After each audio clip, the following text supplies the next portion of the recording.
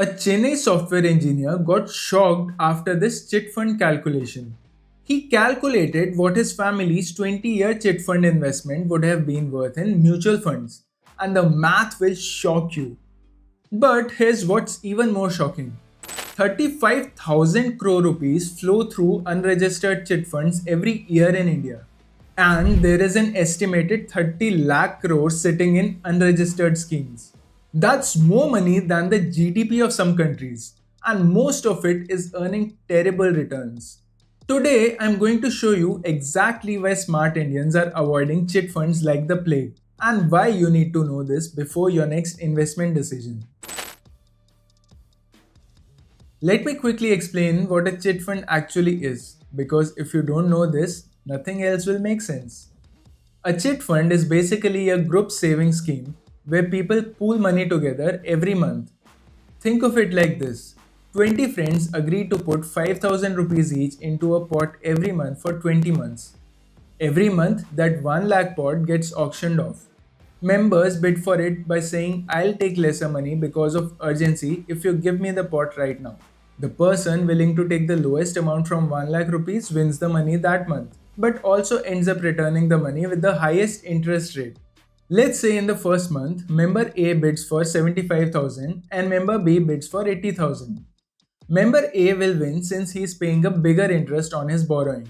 The remaining 25,000 will be equally distributed to all other members as a dividend, after a 5 to 7% commission deducted by the chit fund organizer called the foreman. Now, member A will continue to put 5,000 every month to the fund and cannot bid for getting the pot again till the 20-month cycle is over. In a way, he is repaying the loan he took in month 1. So by the end of the 20-month chit fund, every member gets the pot once. Hope this explains how a chit fund works. Now let me ask you something. When was the last time you heard someone get rich from chit funds? I'll wait. Exactly. Here's the reality. While your elder generations might swear by chit funds, a 40 crore chit fund scam just surfaced in Bangalore. A 123 crore scam got busted in Bhubaneswar in May 2024. Rose Valley collapsed with 17,000 crores of investor money. The Saradha Group scam cost investors 25,000 crores. And these are just the ones that made national news. But this isn't just about scams. Even the legitimate chit funds are mathematically designed to keep you poor. And I'm going to prove it with numbers. Here is what you will learn today. Chit funds are terrible investments. Why the 7% commission is eating your wealth. Recent scams that reveal the systematic problems. My opinion on chit funds, and a simple framework to escape this trap. If you're currently in a chit fund or someone in your family is, or you have ever considered joining one, this video could save you lakhs of rupees. Here's a number that will make you rethink everything. Chit funds promise around 10 to 12% returns, but after the organizer takes their cut, you're looking at just 5.7% actual returns on average. Let me break this down with real numbers because this is where it gets interesting. Since the 2019 Chit Funds Amendment Bill, every chit fund can charge up to 7% organizer commission. That's up from the previous 5%. Sounds manageable, right? Wrong. Let me show you what this actually costs. Let's say the Chennai software engineer invested 5,000 rupees per month for 20 years in the chit fund promising 10% returns. After 5% commission, they got approximately 20.4 lakhs. In a mutual fund SIP averaging just 12% returns, they would have gotten 46 lakhs. The difference? More than 25 lakhs. That 7% commission just cost them more than 25 lakh rupees over 20 years. This is not financial advice. This is mathematics. But wait, it gets worse. What if I told you that even bank recurring deposits are offering around 6 to 8% returns? You could literally keep your money in a bank and beat most chit fund returns. The problem isn't just the commission, it's the opportunity cost. While your 5,000 is stuck in a chit fund earning 5.7% returns, The same money in equity mutual funds has historically averaged 12 to 15% annually over long periods. This is exactly why smart money is moving to better alternatives across India. Here is something that will blow your mind. For every registered chit fund, there are approximately 100 unregistered ones operating illegally. Let's talk about what happened in Bhubaneswar. A 123 crore chit fund scam was busted in May 2024, and what investigators found reveals a systematic problem.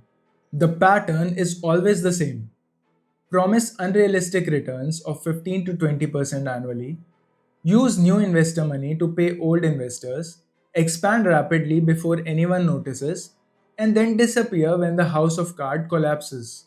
This isn't new. Rose Valley, 17,000 crores gone. Saradha Group, 25,000 crores lost. And these are just the ones that made the national news. Here is the kicker. Unlike mutual funds regulated by a SEBI with investor protection, chit funds operate under varying state regulations with limited safety nets. It's like playing cricket with football rules.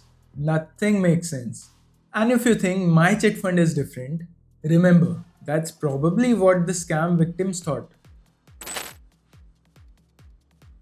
Alright, here's my opinion, and I might get some hate for this.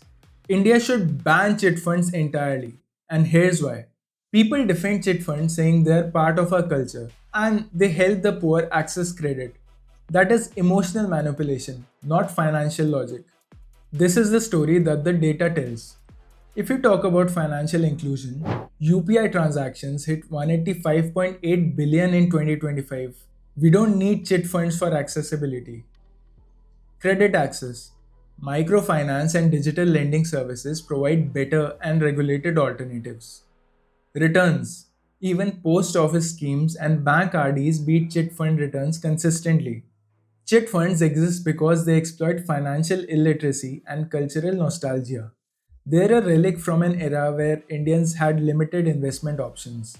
Today, defending chit funds is like defending landline phones in the smartphone era. Technically functional, but economically stupid. Every rupee in a chit fund is a rupee not invested in India's growth story. When we choose 5.7% chit fund returns over 12% equity returns, we are choosing poverty over prosperity. Now, let me share with you a simple framework to help you escape this investment trap. I call it the 3R strategy: recognize, replace, and redirect. So, first of all, recognize the red flags. Before making any investment decision, ask these three questions. Is the promised return realistic? Anything above 12% annually is suspicious. Is the scheme registered and regulated? Can you exit easily without penalties? If any of these answers is no, just walk away. Here is how to replace your chit fund portfolio. For safety, use bank deposits or government bonds. They give 6 to 9% returns. For growth, equity mutual fund SIPs. They have given 12 to 15% returns historically. For liquidity, liquid funds or high interest savings account. Now let's look at how to redirect your investment behavior. This is crucial. Automate your investments. Set up an SIP, forget about it, and let compound interest work for you. Here is what to do if you're invested in a chit fund. Calculate your current chit fund returns and be honest. Open a demat account. It literally takes just 15 minutes online. And then start a small SIP in an index fund. Now let's go back to that 25 lakh difference for the Chennai engineer I mentioned earlier.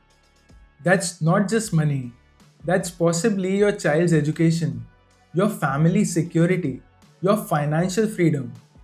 Your money deserves better than 5.7% returns in a country growing at around 6 to 7%. Every day you delay this decision, compound interest is working against you, not for you. If this video saved you from a terrible investment decision, hit that like button.